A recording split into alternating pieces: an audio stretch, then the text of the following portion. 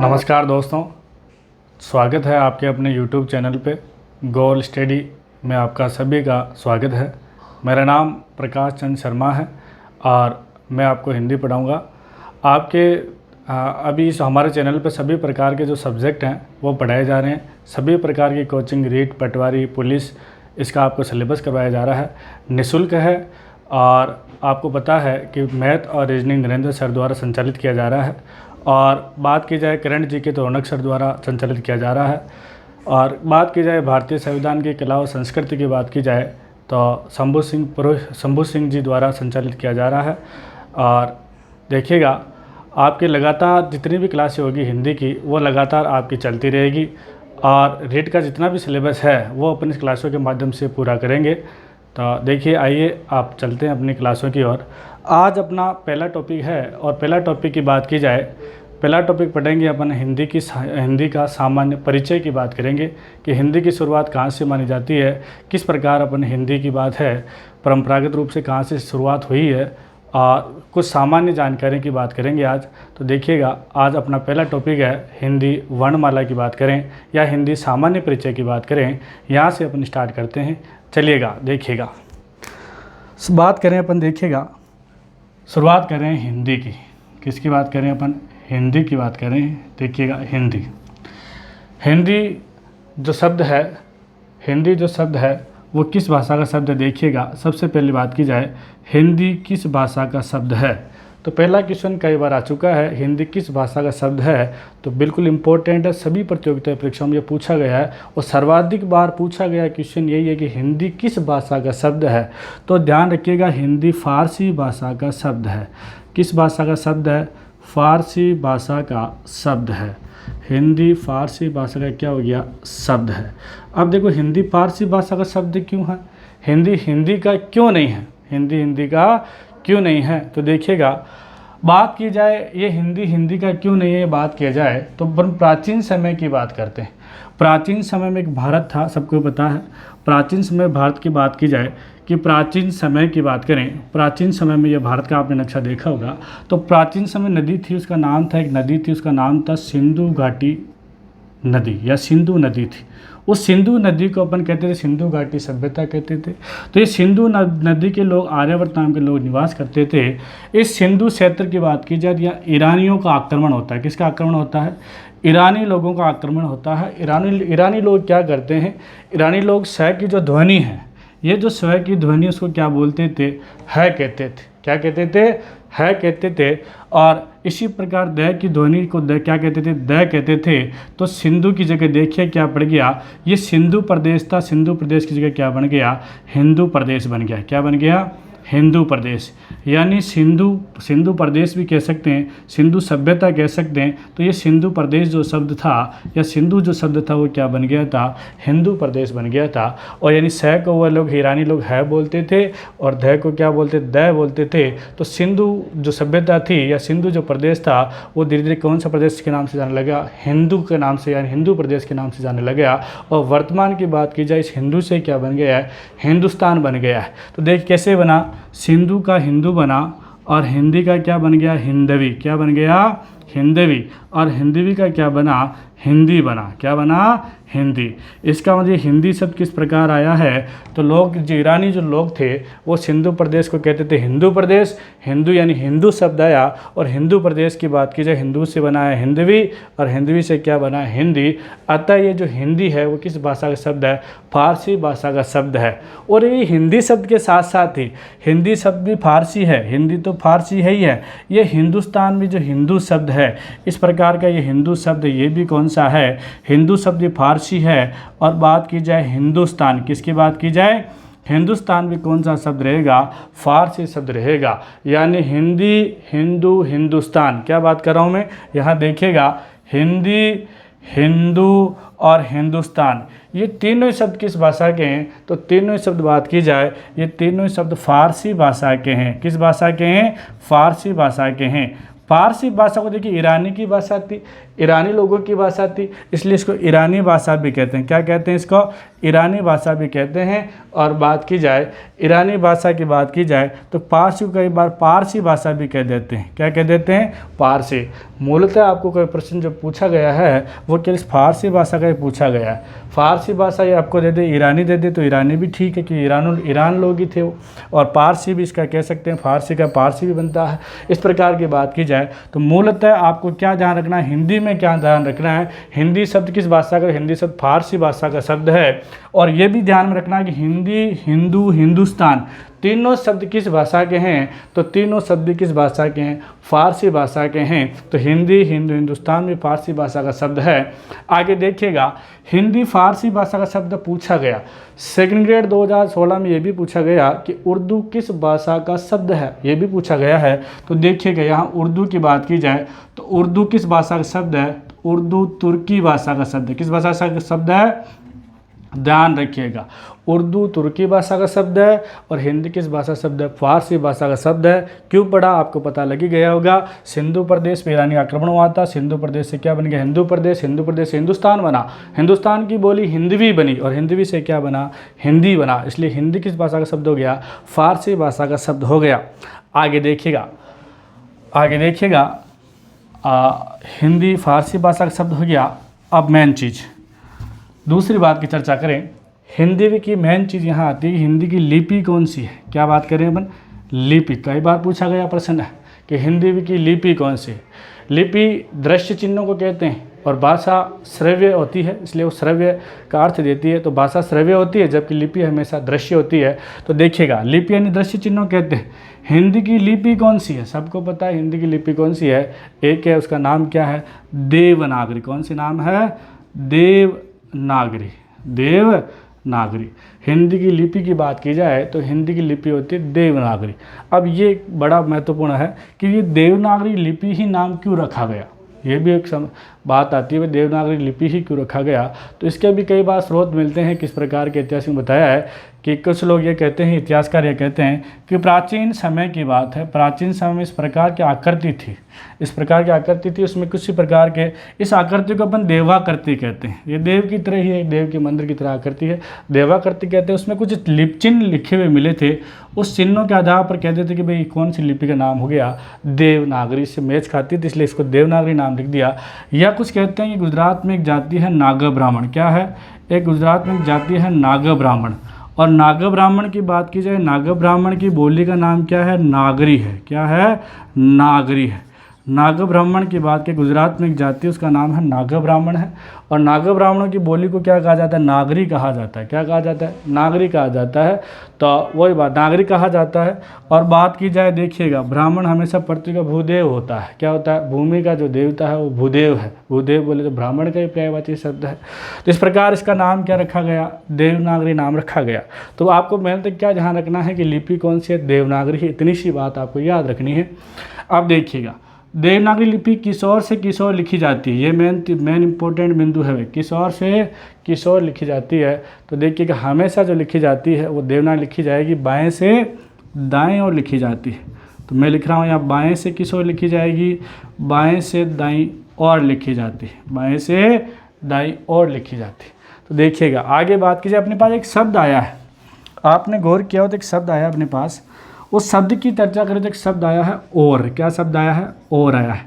ऐसा शब्द भी आपने देखा है, आपने इस प्रकार का शब्द भी आपने देखा होगा कि और शब्द दो प्रकार से, एक तो ये और ये भी है और एक और क्या है? ये भी है। बात की जाए तो इस और मैंने ये और लिखा, इस और का मतलब क्या है? इस और का मतलब क्या है? अधिकांश ये शब्दों को पूछ लिए जाते हैं। इस और की बात की जाए, जो एक मात्रा का और है, उसका अर्थ क्या होता है? उसका अर्थ होता है की तरफ। क्या अर्थ होता है उसका? की तरफ होता है। इस और यानी की तरफ, यानी मैं बाएं से किस ओर लिख रहा हूँ? दाएं तरफ। ये मेरा बायां है और ये मेरा क्या है? दायां है। तो बाएं से दाएं तरफ। इस और का मतलब क्या? इस और का मतलब दूसरा। क्या अर्थ होता है? दूसरा। राम और सीता गांव जाते हैं, एक तो राम है और दूसरी कौन है? सीता है। तो जहाँ इस प्रकार के अर्थ क्या देता है? दूसरे का अर्थ देता है, और ये किसका अर्थ देता है? की तरह का अर्थ देता है। तो देवनागरी लिपि किस ओर लिखी जाती है? बाएं से दाईं ओर लिखी जाती है। और ये प्रश्न भी कई बार आ चुका है कि देवनागरी लिपि का विकास किस लिपि से माना जाता है? देवनागरी लिपि का विकास किस लिपि से माना जाता है? तो देवनागरी लिपि के विकास की बात की जाए, विकास की बात करते हैं तो आपको चलना पड़ेगा मौर्य काल। मौर्य काल में जब जाते हैं तो एक व्यक्ति आता है, उसका नाम अशोक मौर्य आता है। अशोक मौर्य की अगर बात करें तो अशोक मौर्य क्या कहता है, देखिएगा। अशोक मौर्य ने काफ़ी कुछ शिलालेख लिखवाए थे। उस शिलालेखों की बात की जाए, स्तंभ लेख लिखवाए थे उसने। वहाँ बात की जाए, वहाँ उसने 3 लिपि काम में ली थी, आपको याद होते। एक का नाम था ब्राह्मी लिपि। क्या नाम था? ब्राह्मी लिपि थी एक का नाम। दूसरा का नाम की बात की जाए खरोष्टी लिपि। कौन सी लिपि थी वहाँ? खरोष्टी लिपि थी। और तीसरी लिपि की बात की जाए, तीसरी लिपि थी अरेमाइक लिपि। अरेमाइक लिपि, ये 3 लिपियाँ थी, लेकिन अपने काम की बात केवल 2 ही है, इसलिए 2 पे चर्चा करेंगे। ब्राह्मी लिपि बात की जाए, भारत में जितने भी अभिलेख मिले हैं ना, वो सब कौन सी लिपि में मिले? ब्राह्मी लिपि में। और पाकिस्तान में जितने भी अभिलेख मिले वो कौन से मिले? खरोष्ट लिपि में। क्यों मिले, इसका कारण देखिएगा। ब्राह्मी लिपि की अगर बात करें तो हमेशा ये जो लिपि लिखी जाती है, ये भी किस ओर लिखी जाती है? बाएँ से दाईं ओर लिखी जाती है, बाएँ से दाईं ओर लिखी जाती है। जबकि इस बात की जाए खरोष्ट लिपि की तो ये जस्ट इसकी उल्टी चलती है, उर्दू की तरह। दाएं से किस ओर लिखी जाती है? बाईं ओर लिखी जाती है। तो दाएं से बाईं ओर कौन सी लिपि होती है? खरोष्ट लिपि होती है।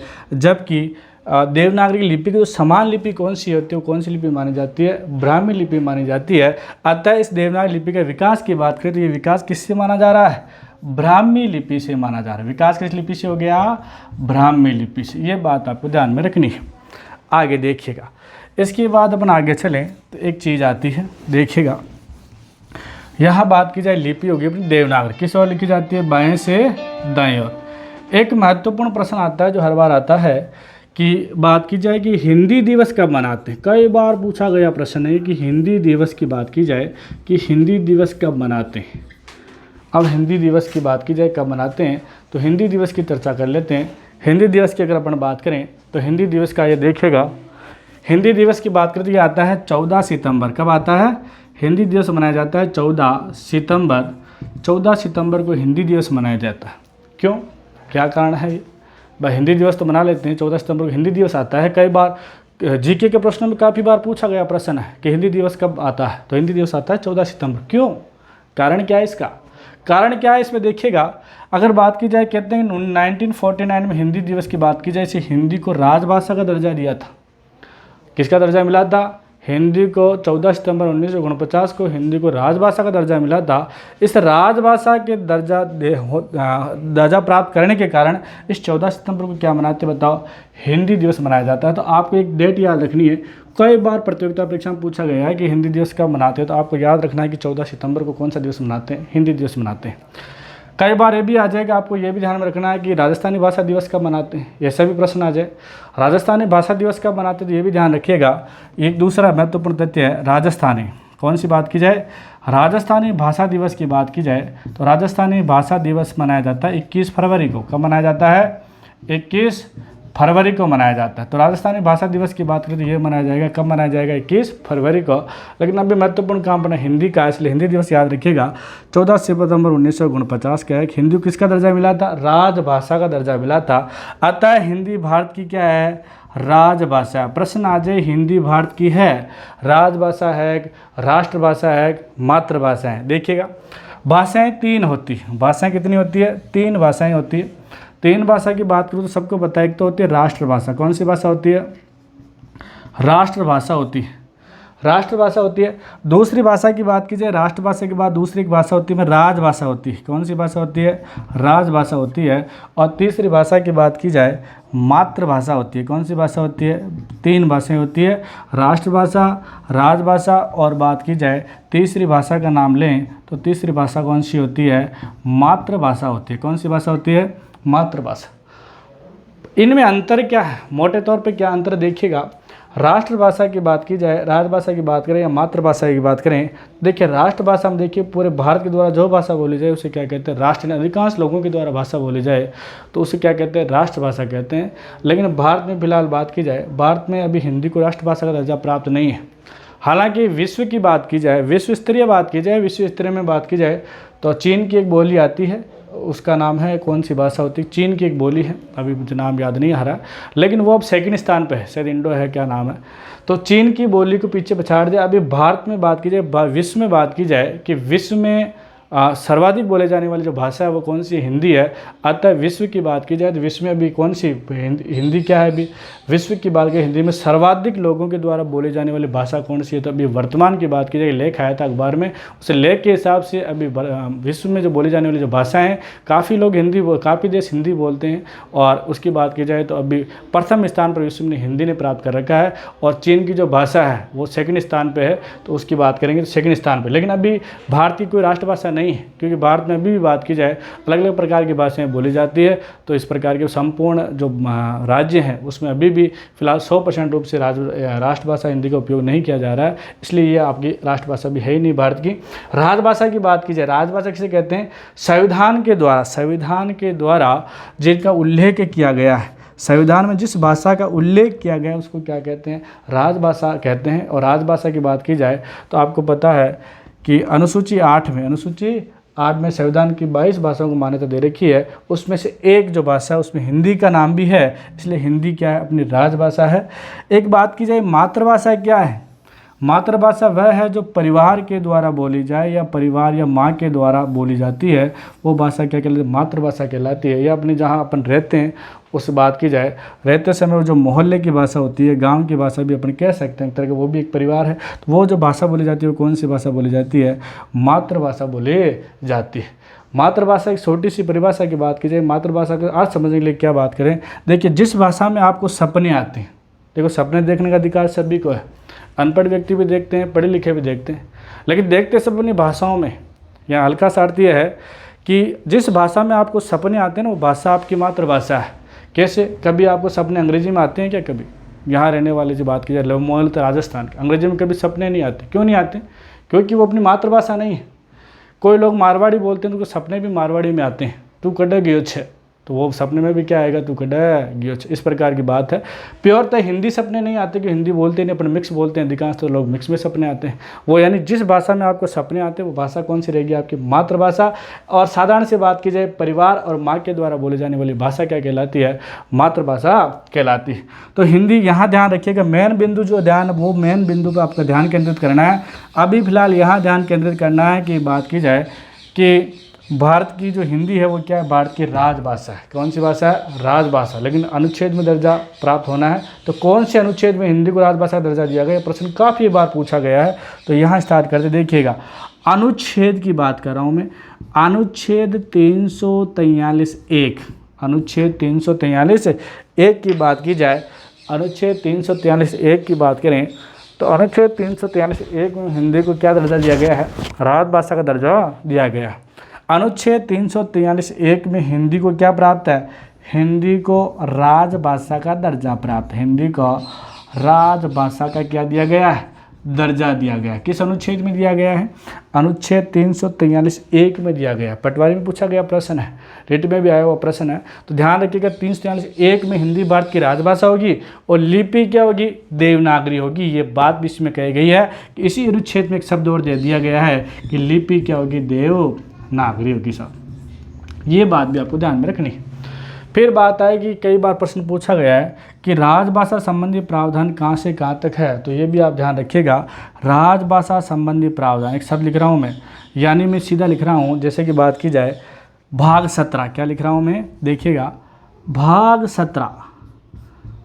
17 के 343 से लेकर अनुच्छेद, भाग 17 के अनुच्छेद 343 से लेकर 351 तक, यहाँ समझिएगा अनुच्छेद 343 से लेकर 351 तक क्या है? ये प्रश्न भी कई बार पूछा गया है। राजभाषा संबंधी प्रावधान है। क्या है यहाँ? राजभाषा संबंधी प्रावधान। राजभाषा संबंधी प्रावधान है। राजभाषा संबंधी, यहाँ लिख रहा हूँ मैं प्रावधान, ऊपर की तरफ लिख रहा हूँ थोड़ा। राजभाषा संबंधी प्रावधान दिए गए हैं, किस अनुच्छेद में है? तो यहाँ बात की जाए 343 से लेकर 351 तक जो संबंध है वो क्या है? भाग 17 का अनुच्छेद 343 से लेकर 351 तक राजभाषा संबंधी क्या दिया गया? प्रावधान दिया गया है। यहाँ तक रिपीट कीजिएगा हिंदी की लिपि, हिंदी किस भाषा का शब्द है? फारसी भाषा का शब्द है। हिंदी, हिंदू, हिंदुस्तान, तीनों शब्द किस भाषा के हैं? फारसी भाषा का शब्द है। सेकंड में पूछा गया है कि उल्टा पूछ लेता है, हिंदी तो नहीं पूछेगा, उर्दू पूछ लेता है। उर्दू किस भाषा का शब्द है? उर्दू किस भाषा का होगा? तुर्की भाषा का होगा। लिपि कौन सी होगी? देवनागरी होगी। बाएं से दाईं ओर लिखी जाएगी और विकास ब्राह्मी लिपि से माना जाता है। हिंदी दिवस 14 सितंबर को आता है। हिंदी भारत की राजभाषा है। अनुसूची 8 में 22 भाषाओं में शामिल है हिंदी, इसलिए राजभाषा है। अनुच्छेद 343(1) में हिंदी को राजभाषा का दर्जा मिला है। लिपि देवनागरी है। कब मिला था? 1949 को मिला था। और भाग 17 में 343 से 351 तक राजभाषा संबंधी क्या है? प्रावधान है। आगे देखिएगा, इसको स्क्रीनशॉट ले लीजिएगा, तब तक स्क्रीनशॉट ले लीजिए।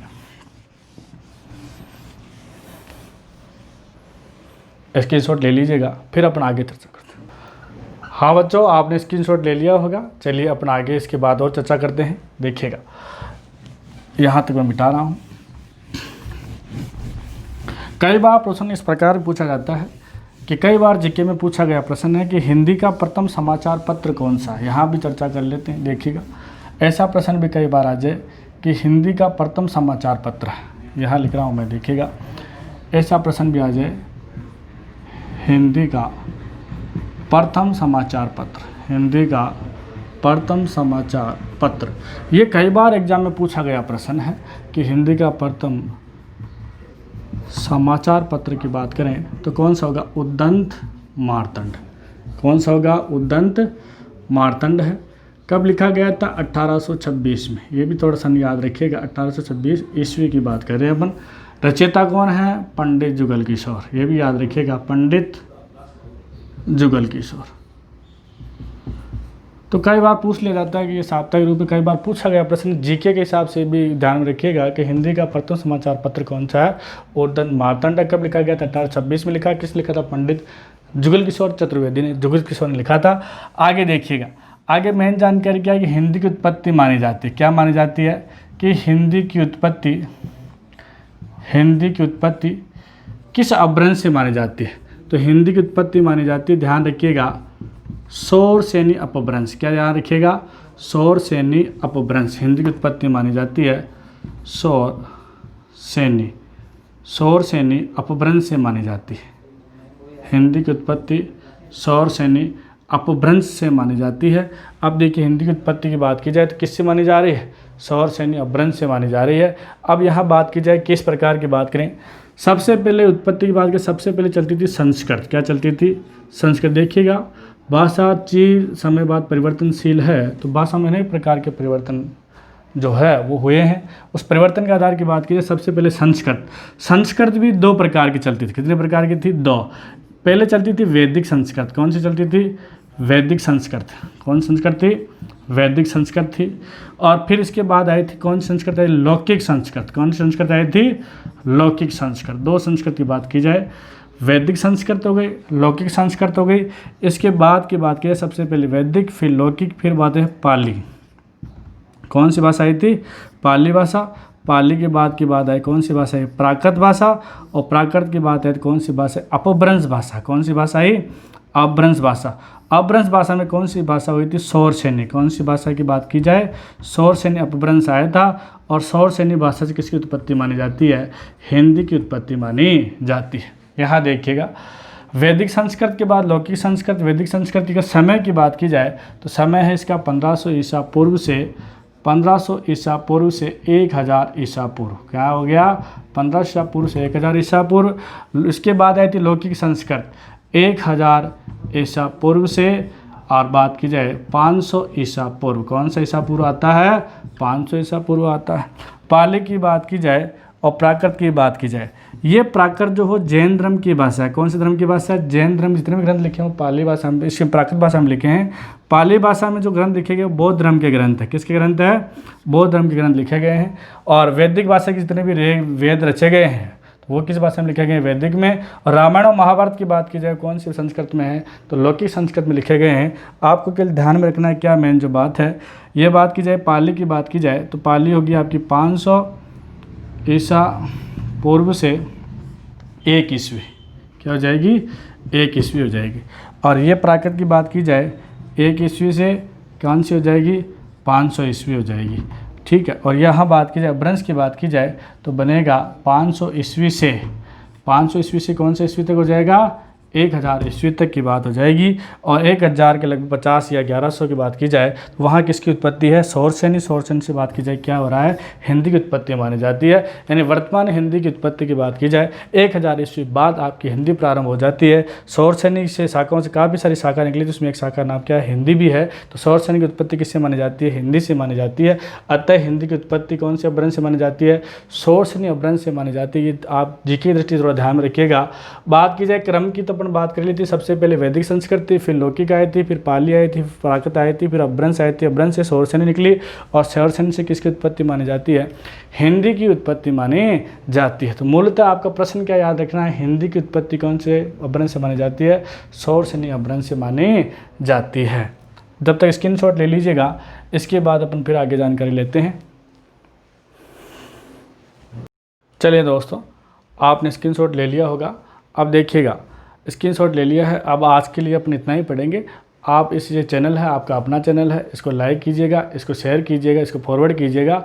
और लाइक शेयर और फॉरवर्ड कीजिए, अपने सभी दोस्तों को भेजिएगा जो रीट संबंधी, पटवारी संबंधी या सेंगेट संबंधी जो बच्चे तैयारी कर रहे हैं, उनके जो काम आने वाली विषय वस्तु है वो अपन पढ़ रहे हैं। इस विषय वस्तु को जितना आप अधिक शेयर करेंगे, आपके हो सकता है आपके जो जीवन में कितना अधिक काम आए, जितना अधिक से अधिक ये आपके काम आए। और आज के लिए इतना ही, धन्यवाद।